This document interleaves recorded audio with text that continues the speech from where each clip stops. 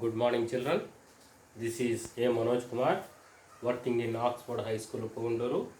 Welcome to social class. We have been discussing about salinity of oceans. Salinity is nothing but salt content in ocean. Now we will see technically how much salt content existed in oceans. The formula wise we will see now. See, salinity of oceans. That means finally these river water, lakes water, where it is confluencing or merging in the oceans, these are all merging. That is a different thing. These lake water or river water washed out with the mountains. That means flowing through mountains, then bringing some minerals, and finally these minerals are dissolving in the oceans, mingling in oceans, isn't it or not? Then what main content located in oceans? Sodium chloride, I already told. So come to the point. Salinity of the oceans, it is calculated as the amount of salt in grams dissolved in 1000 grams of seawater. If you take 1000 grams of seawater, generally how much sodium chloride content contains that water? 35 grams. How much? 35 grams. It is usually expressed as parts per thousand or PPT. PPT means parts per thousand. Okay. So likewise percent and 0. It is expressed like this. Okay, na? See, generally speaking, the average salinity of the ocean is 35% or 35 parts per the 35 parts of salt in 1000 parts of water. If you take 1000 parts of water, generally 35 parts salt content we can observe. How much salt content we existed? 35% salt content. Parts per water 1000, salt content 35 parts. Do you understand? All seawater contains large amount of dissolved sodium chloride. We know that one. If you go any sea, any ocean, sodium chloride is common. Okay, that is dissolved in that water, isn't it? That's why if you take a glass of water or then a handful of water, if you drink it, it is salty. Why? Sodium chloride dissolved in that water, isn't it, Anna? So, our common salt alone consists of 77.8%. If you go the sea, observe the salt content in that water.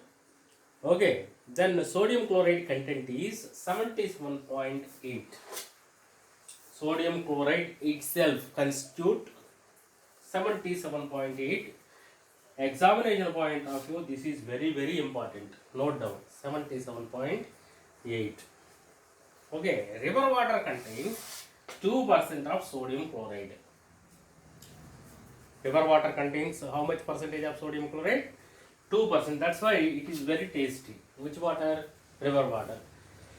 But if you take ocean water or sea water, it contains majorly 77.8% sodium chloride content dissolved in that water. Do you understand? Next, salinity is defined as the mass in grams is dissolved inorganic matter in 1 kg of seawater. If you go to the sea, observe it, large amount of which matter, inorganic matter dissolved in it? Yes, sodium chloride, that is nothing but a inorganic matter dissolved in it. Apart from the sodium chloride, many minerals also dissolved in ocean water. Okay, major content is, yes, sodium chloride. Here, clear everybody, I think so. Then, in your textbook, some box items given. This is also box item.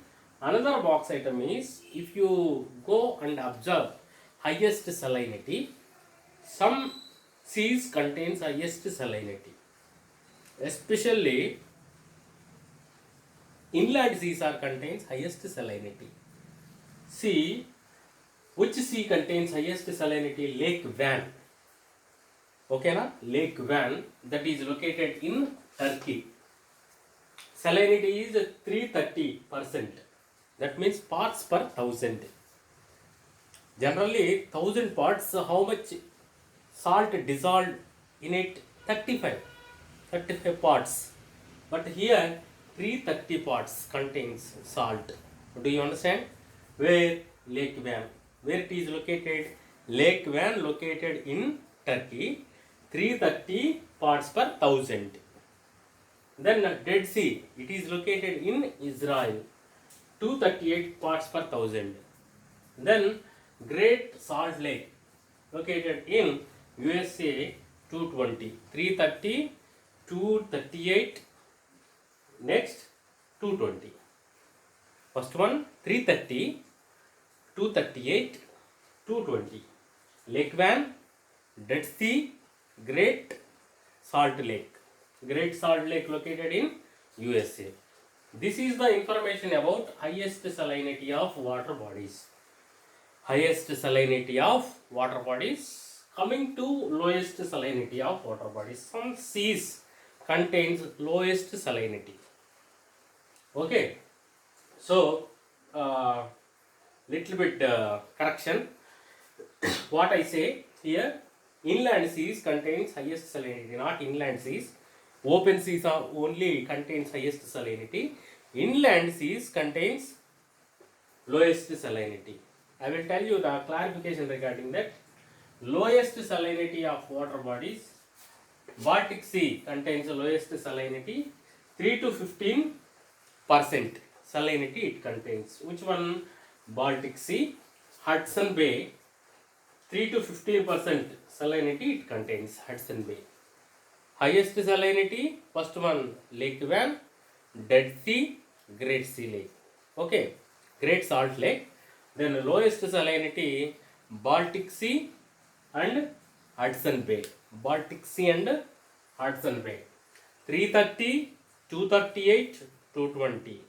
Here 3 to 15%. Lowest salinity. Another one also 3 to 15%. Then Baltic Sea and Hudson Bay. Here you are having the clarity, I think so. So this definition is very important. Isohaline, a line joining the points in the ocean having the same degree of salinity, that is called as isohaline. For one more question, he is asking what is isohaline. Once again, a line joining the points in the ocean, a line joining the points in the ocean having the same degree of salinity, that is called isohalines. Then factors affecting salinity in surface layers of ocean. Which factors affecting the salinity? Okay, now just now I told you, in some oceans salinity is high, in some oceans salinity is low. Which factors affecting? Due to these factors, salinity is very high. Due to these reasons, salinity is very low. So that is the factors. Regarding that we are okay. Now we will discuss. See, every day, if you observe the ocean area, then in the oceans only heavy evaporation taking place. If you see our earth, then major it consists of water, isn't it or not? 71% it consists of water. That's why, so majorly in the ocean area, evaporation taking place. In the ocean area itself, precipitation taking place. Okay, na? So precipitation is nothing but rainfall, isn't it or not? That will surely impact the salinity of water bodies. Which one? Evaporation and precipitation. Precipitation is nothing but rainfall. Do you understand? So that is the first factor affects the salinity in oceans, isn't it or not? So next one, if you see in coastal regions, every day rivers and canals joining the oceans. That also affect the salinity of the oceans. Then if you go polar regions every day, okay, then ice is freezing, thawing of ice. Thawing means melting of ice. Okay, now these water then mingling with the oceans, isn't it, Arna? That also affects the salinity of oceans.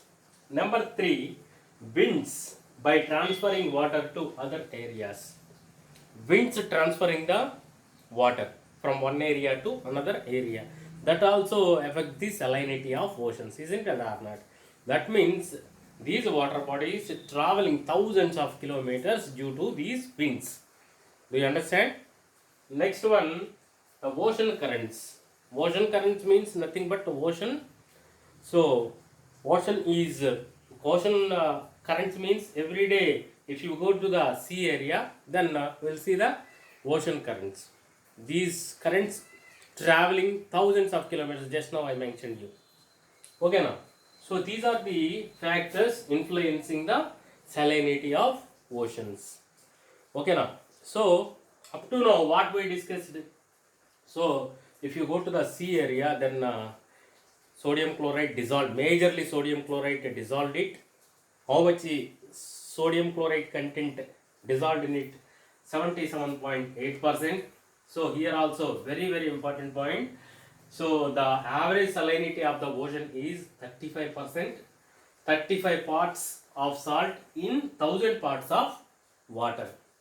35 parts of salt in 1000 parts of water. Very important. Note down. Then regarding highest salinity, lowest salinity. That information also I explained you. Then definition of isohalite, a line joining the points in the ocean having the same degree of salinity, that is called isohalite. Ocean temperature. If you see inland temperatures, so where we are living in India, different countries are existed. If you observe the temperatures of different countries or continents, temperatures is vary. But if you go ocean area, we have 5 major oceans. If you observe the temperatures, if you record temperatures, we could not see much variations in ocean temperatures. Do you understand? So there is no much variation temperature point of view if you observe it, if you record it.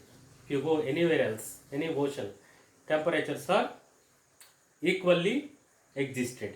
Okay, recording. When compared to land, the temperature in oceans does not show much variation, but this little variation show great impact. If you record inland temperatures, some areas recording highest temperatures, 30 degrees, some areas registering, some areas 40, 50 temperatures are registering. Even though much variation does not impact more, but here if you see the ocean temperatures, little variations impacted more. How are these impacted more? Due to this little variation, El Nino, La Nino is forming. Okay, El Nino and La Nino. We are oftenly hearing these two terms, El Nino and La Nino. Where El Nino and La Nino is forming in Pacific Ocean area, El Nino and La Nino are forming. So due to the El Nino or La Nino, our southwest monsoons are impacting. Sometimes we are not receiving proper rainfall due to these El Nino or La Nino. Why El Nino, La Nino forming? Due to little variations in the Pacific area. Okay, in the Pacific Ocean area, due to the variations in the temperatures, El Nino or La Nino are forming. What will happen if El Nino is forming or La Nino is forming? Sometimes heavy rains are falling. By that time, crops will damage. Sometimes there is no rainfall. So by that time also it is not possible to grow any kind of crop. Such a way, El Nino impacting the agricultural practices, La Nina also impacting the agricultural practices and other practices. Isn't it or not? So that variations impacting more.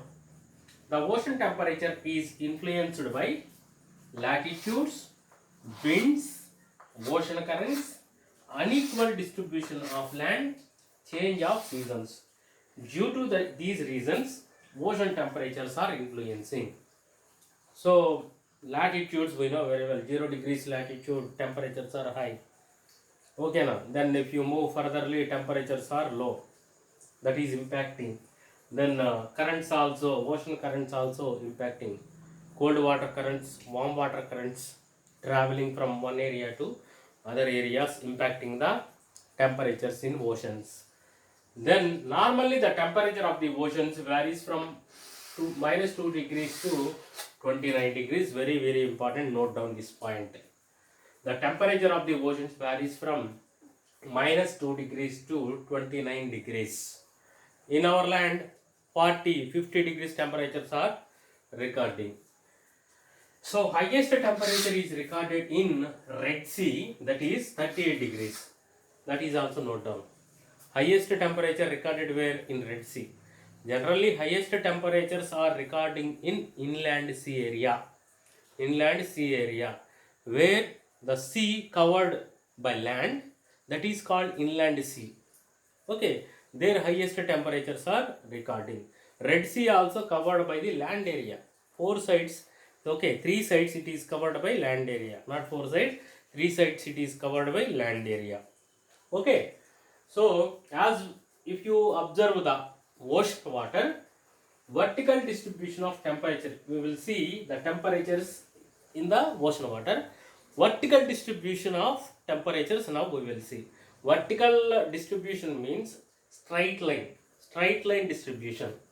Okay, now as one goes deep inside of the oceans, the temperature decreases. Then if you are drowning, first of all temperatures are, okay, now temperatures decreases.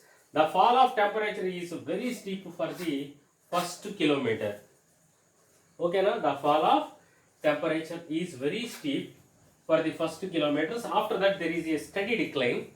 So rapidly it falls down initially. Afterwards steadily the temperatures are declining. If you go inside, deeper inside of the ocean, steadily then the temperatures are decreasing. Okay, so this is about ocean temperature. Okay, na? So up to now what we discussed, so the dissolved salt content in the oceans, then afterwards the ocean temperature, these how ocean temperatures are impacting latitudes, winds, oceans, currents, unequal distribution of land, all those things impacting the ocean. Okay, these ocean temperatures, all those things up to now we discussed. Okay, now thank you very much.